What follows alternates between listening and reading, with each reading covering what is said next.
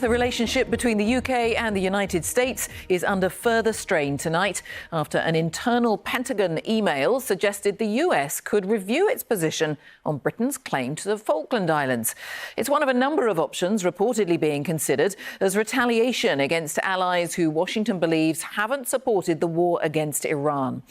Downing Street has insisted the sovereignty of the Falklands isn't in question. Meanwhile, the White House has announced that President Trump's special envoy, Steve Witkoff, and his son-in-law, Jared Kushner, will travel to Pakistan tomorrow for talks with Iran. Here's our world news correspondent, Joe Inwood.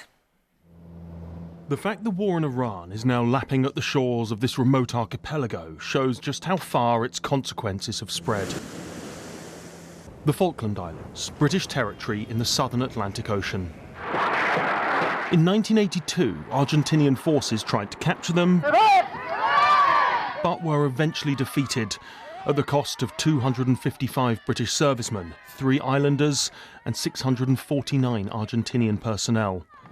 Now, these islands are at the centre of a diplomatic row within the Western Alliance after a leaked Pentagon memo suggested that the US could support Argentina's claims on them as punishment for the UK not joining the war in Iran. Europe and Asia have benefited from our protection for decades, but the time for free riding is over. America and the free world deserve allies who are capable, who are loyal, and who understand that being an ally is not a one-way street. It's not only the UK that the self-styled Secretary of War was taking aim at. The leaked memo also suggested that Spain, a fierce critic of the attack on Iran, could be kicked out of NATO. Well, we don't base our work on emails, we base it on official documents and the stance taken in this case by the US government. The Spanish government's position is clear. Full cooperation with our allies, but always within the framework of international law. The British government was equally dismissive of the suggestion in the memo, saying in a statement, "The Falkland Islanders have voted overwhelmingly in favour of remaining a UK overseas territory, and we've always stood behind their right to self-determination and the fact that sovereignty rests with the UK."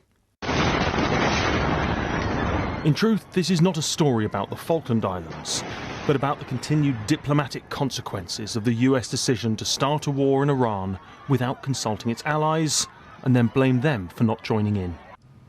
Bringing it to an end is now the main focus in Washington, and tonight it's been announced that more peace talks will take place. We hope progress will be made, and we hope that positive developments will come from this meeting, and we will see. And the President, the Vice President, the Secretary of State will be waiting here in the United States for updates, and the Vice President, I understand, is on standby and will be willing to dispatch to Pakistan if we feel it's a necessary use of his time. Tonight, as the Iranian delegation arrives in Islamabad, there is at least the possibility of progress towards peace, however remote. But it's not just old enemies with whom diplomacy will be required. Joe Inwood, BBC News. Well, let's get the latest from Gary O'Donoghue, who's in Washington. What more are we hearing, Gary, about those talks in Pakistan? Well, I think they're approaching these talks with a good deal of caution here in Washington. They are sending Steve Witkoff and Jared Kushner, as we know, but they are not at this stage sending the Vice President, J.D. Vance, as they did 2 weeks ago when that first round of talks ended in complete failure. Now, the planes were on the tarmac earlier this week ready to go. They were put back in the hangar because there wasn't perceived to be any progress, and the President gave Iran a pause, an indefinite ceasefire extension to come up with what he said was a unified proposal.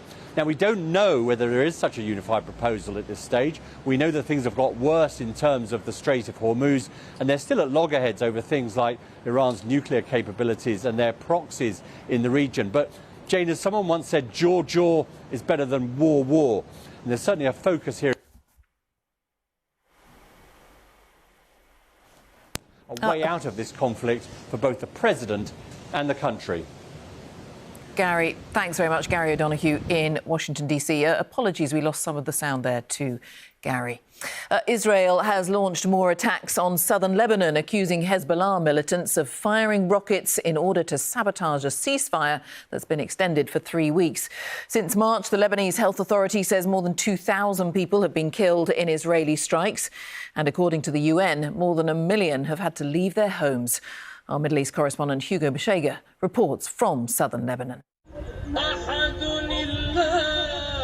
She fled her village in fear, moved to Beirut thinking she would be safe.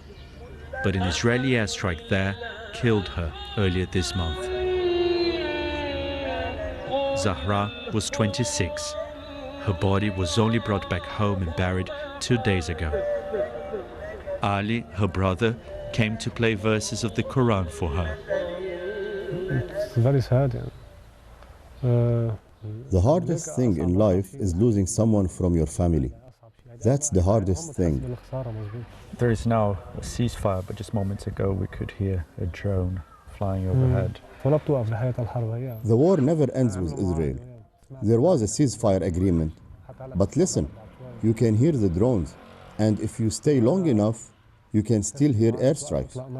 There's not really a ceasefire. Lebanon has been devastated by the war and seems unable to stop it. Israel has continued with its airstrikes, saying it is targeting Hezbollah, which for decades has fired rockets into Israel. And now Hezbollah is attacking again.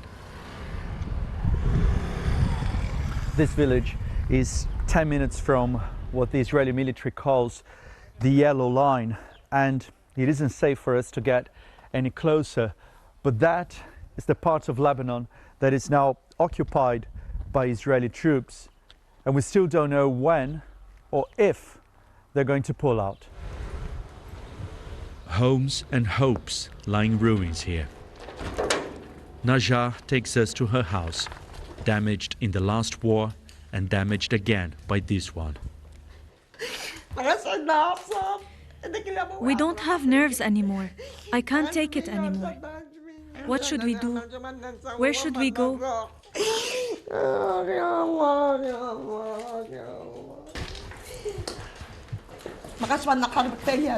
We don't want war anymore. That's enough. We are exhausted. The ceasefire has been extended, but lasting peace remains elusive. This is a land that has seen many rebirths because of wars. And once more, its people are being forced to start again. Hugo Bachega, BBC News, Southern Lebanon.